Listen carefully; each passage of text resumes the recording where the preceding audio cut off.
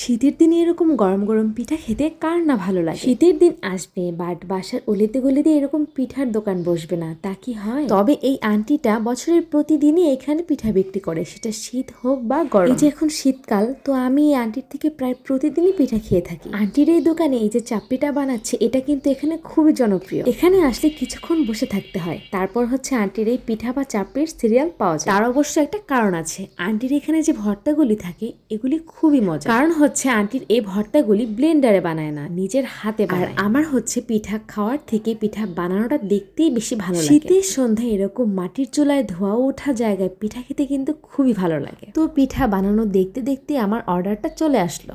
যত ভর্তেই থাকুক না কেন, আমি সব সময় এই যে ধনিয়া পাতার এই ঝাল ভর্তা আর শুটকির এই লাল ভর্তাটা দিয়ে থাকি। আমার কাছে খুবই মজা লাগে তাদের এই শুটকির লাল ভর্তাটা।